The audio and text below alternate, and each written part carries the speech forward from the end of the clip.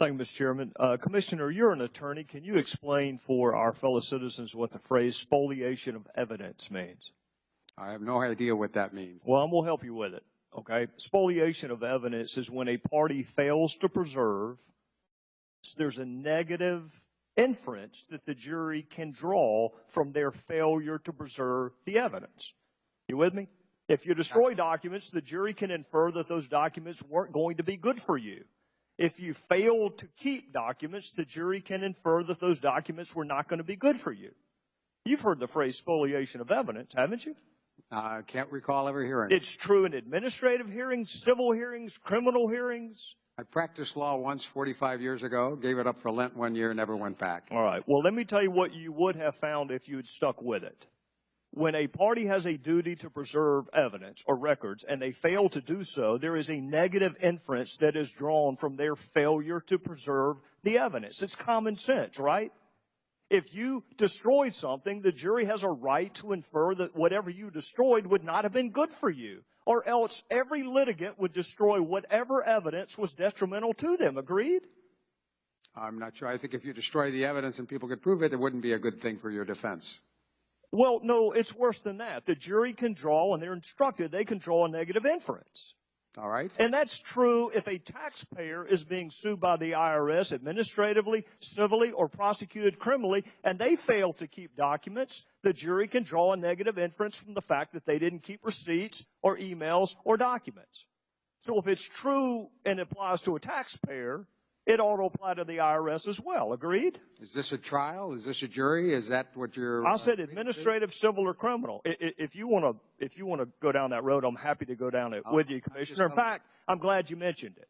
You have already said multiple times today that there was no evidence that you found of any criminal wrongdoing. I want you to tell me what criminal statutes you've evaluated. I have not looked at any. Well, then how can you possibly tell our fellow citizens that there's no criminal wrongdoing if you don't even know to look at? Because I've seen no evidence that anyone consciously... Well, how would you know what elements of the crime existed? You don't even know what statutes are at play. I'm going to ask you again. What statutes have you evaluated? I think you can rely on common sense that nothing I have seen... Common sense. Instead of the criminal code, you want to rely on common sense. No, you can shake your head all you want to, Commissioner. You have said today that there's no evidence of criminal wrongdoing. And I'm asking you what criminal statutes you have reviewed to reach that conclusion. I've reviewed no criminal statute. All right, so you don't have any idea whether there's any criminal conduct or not because you don't know the elements of the offense. I've seen no evidence of wrongdoing. Oh, well, that's very different than no evidence of criminal misconduct, Commissioner. Well, it seems to me if you haven't done wrongdoing, it'd be pretty hard to argue that you've had some criminal violation if you didn't. Well, what did Lois Lerner mean when she said perhaps the FEC will save the day? I have no idea what did she say? What did she mean when she said we need a project, but we need to be careful that it doesn't appear to be per se political? You don't think that's a potential violation of 18242? I have no idea if it... Because you haven't looked at 18242, and you don't have any idea, Commissioner. You don't have any idea whether there's any criminal wrongdoing or not.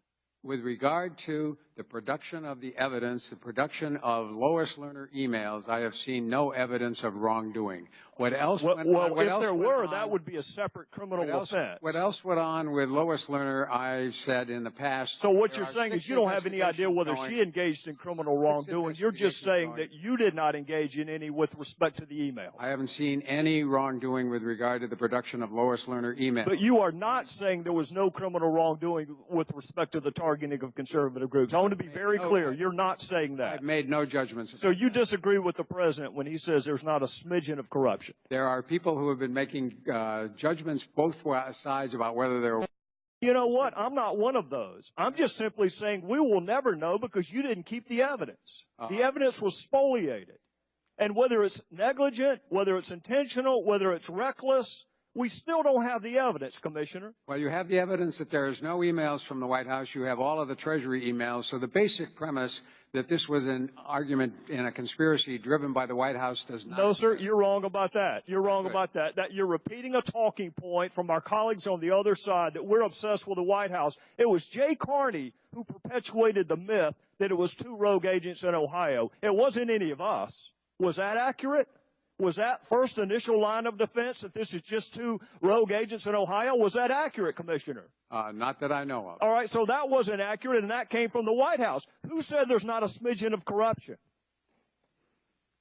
Who said that, Commissioner? My understanding is that was the president. Or it was the president. So that's Jay Carney and the president both inserting themselves into the IRS scandal.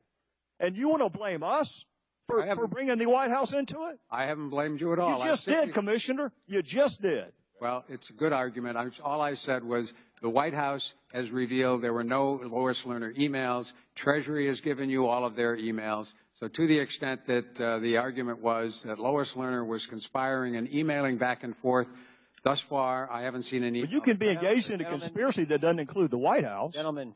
Good. Time's up. Right. Thank you, sir.